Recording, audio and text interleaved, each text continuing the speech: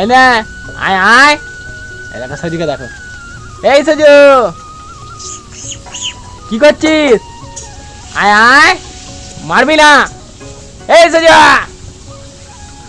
ওই যা ঝাল্লো।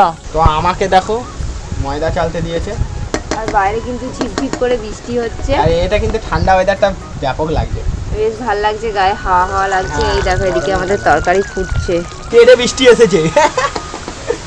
তেড়ে বৃষ্টি, খুব বৃষ্টি পড়ছে, দেখা যাচ্ছে না ভালো। জল আসছে। ময়দার মধ্যে দিয়ে দেবো স্বাদ মতো লবণ, চিনি দেবো। তো আমরা লুচিতে চিনি দিই, কারা কারা লুচিতে চিনি দিয়ে খাও মিষ্টি বলবে। মিষ্টি লুচিটা খেতে ভালো লাগে। হ্যাঁ, আমরা কিন্তু লুচিতে চিনি দিয়ে খাই। দিয়ে দেবো সাদা তেল। সাদা তেল দেওয়া হয়ে গেল, দেখো কত সাদা তেল দিয়ে ময়ান দিতে হচ্ছে, তবেই লুচি কিন্তু খাস্তা মুচে মুচে সুন্দর টেস্টি। এই তিন কাপ ময়দা নিলে তিন চামচ সাদা তেল দিলেই। এবার ময়দার সঙ্গে সব কিছু ভালো করে মেখে নেব। তো এবার অল্প অল্প জল দেবো আর ময়দাটা মেখে নেব।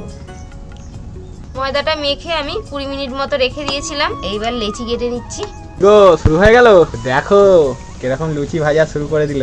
আর এই যে আমাদের গরম গরম লুচি, এই যে একটা হয়েছে একদম সাদা সাদা লুচি, আর সঙ্গে তো আছে পটল আলুর রসা। দেখলেই আমরা গরম গরম ফুলকো লুচি ভাজছি, একজন ছাড়বে একজন ভাজবে, আমাদের হচ্ছে এরকম প্রসেস। কি করবো, আমরা একা একা করি সবকিছু।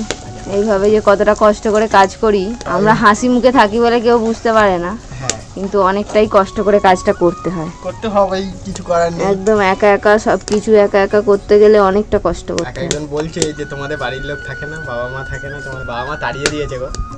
কারোর থেকে এক আনা পয়সা না নিয়ে এইটা করেছি। কেউ নিইনি কারোর থেকে, কেউ বলতে পারবে না, কোনো জায়গা থেকেই না।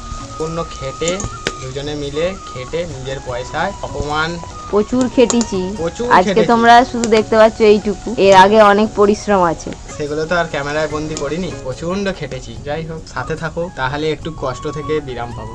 তাও থেকে হেল্প ছাড়া, কারোর হেল্প ছাড়া আজ আমরা দুজনে এই জায়গায়, আর অনেক মান অপমান আর অনেক ঝাঁটা লাথি খেয়ে বাধ্য হয়েছি নিজেরাই জমি কিনে নিজেরাই ঘর করে সরে। তাতেও আমার আশেপাশের লোকেরা বলে বাবা মা মারতেই পারে ঝাঁটা লাথি, দোষ তোমার, তো ছেলে মেয়ের কতটা কষ্ট সেটা কেউ বোঝে না।